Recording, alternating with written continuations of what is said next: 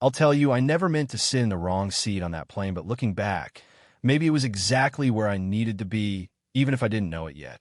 I was just another burned-out mom, dragging my suitcase and baby down that crowded aisle, so tired my bones ached, the kind of tired that doesn't go away with sleep. "Ma'am, you're holding up the line."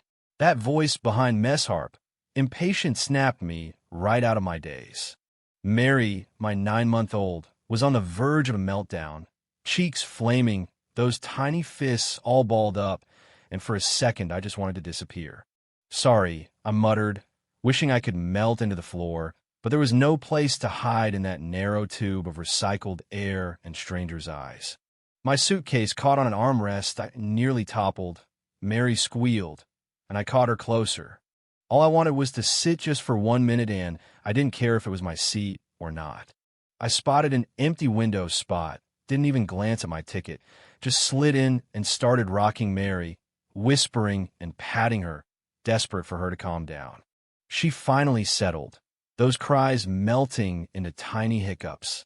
I fumbled in the bag for her bottle hands, shaking, face burning. The world shrank to noise and pressure judgment, impatience, that deep mom guilt that only gets worse when you know everyone's watching. Then a shadow was standing there, this man in a crisp shirt and navy slacks, broad-shouldered, out of place, not the kind of person you expect back in economy. Gray eyes, unreadable, flicked from his ticket to me and my baby and back again. I could feel myself dying inside. "Oh, I am sorry. I thought this was empty." "I'll move. I really will." I started to get up, Mary fussing again, panic rising. He just raised a hand, calm, controlled. "It's fine. Keep the seat. I'll take the middle." He slid in without another word. I blinked. "Are you sure?" He looked at me, then at Mary. "I'm sure. You ever meet someone and, right off, their energy changes the whole room?" That was Brian, though. I didn't know his name yet, or that he was worth more than everyone on that plane combined. He just settled in, nodding, and for the first time that day, I exhaled. Most people in his shoes would have made a scene, complained, called the flight attendant, demanded their seat. Not him. He grounded me, just by being steady. Mary drifted off, her tiny hand gripping my shirt, her little body soft and warm against me. For a minute, I just listened to her breath, tried to believe this peace could last. The plane taxied. Brian closed his eyes. Two strangers, one running on hope and formula, the other with the weight of the world tucked behind an expensive watch.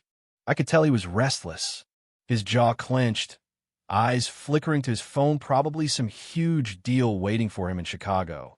But for some reason, he kept glancing my way. When Mary started crying again, that sharp wail slicing through the cabin, I wanted to sink into the seat. Someone across the aisle muttered, "Here we go." I whispered apologies, tried to fix the bottle, but the cap slipped and rolled under the seat. Brian didn't even hesitate. He bent down, grabbed the cap, handed it to me. "Do you need hot water?" I was so thrown I just nodded.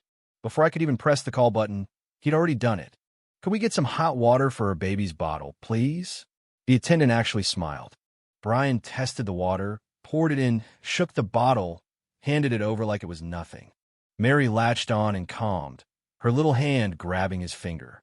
He just looked at her, something soft blooming in his face, and in that second, I saw a crack in his armor.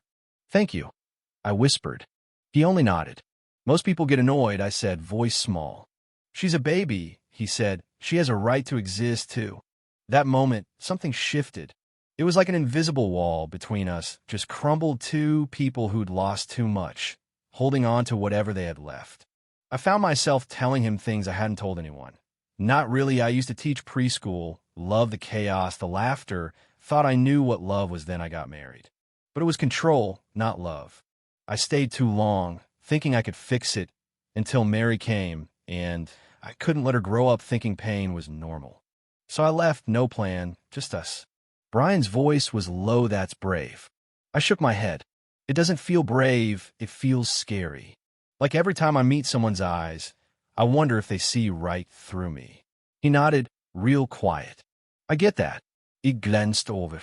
"Do you?" He told me about losing his fiancée, about his sister Chloe, about pain that never really left. Sometimes it's easier to just work. Business makes sense, emotions don't. He folded a tiny paper star for Mary, said it was something his sister did for anxiety, to wish for better days. My hand shook when I took it. No one's ever made anything for her before. There's a first for everything, he said. Later, when I was drifting off, Brian promised to keep an eye on Mary. Promise. When I woke, there was a blanket over us, the paper star in Mary's hand, and Brian still to represent calm. Thank you for not judging me. He just met my eyes.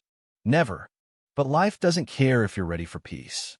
Over the next few days, I tried to move on. Cousin Laura took us in. I found work at the community center, tried to be invisible. But Brian, he found me. Not by accident, not with grand gestures, but with quiet persistence. He remembered me from a women's shelter event months before. He showed up in Chestnut Hill, awkward but hopeful, origami star in hand. Laura grilled him. Of course, you drove all the way here for her? He just nodded.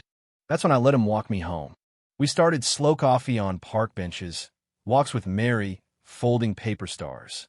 It was almost normal, almost easy, but then my past found me again. A text from James MEX. Just a photo of Mary, a threat.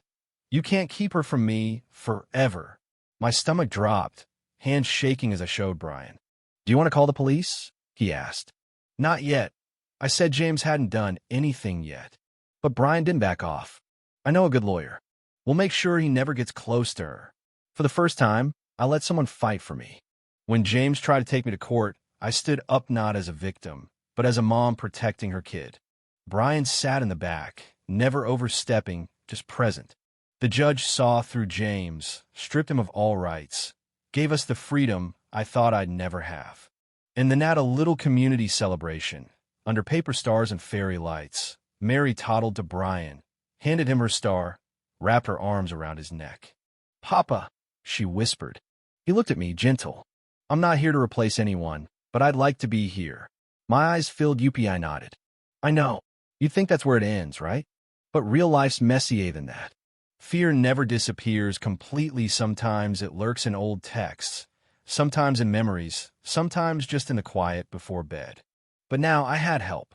I had Mary's laughter, Brian's steady hand, Laura's tough love, and my own courage, found piece by piece. So yeah, I sat in the wrong seat. But maybe there are no wrong seats, just unexpected beginnings. If you were me, would you have let someone new in after everything? Would you trust or keep those walls up? Tell me, what would you have done? Let's talk about what it means to fight for safety, to accept kindness, to start again when you're scared. Because sometimes the hardest thing isn't running, it's letting yourself be found. Thank you for listening.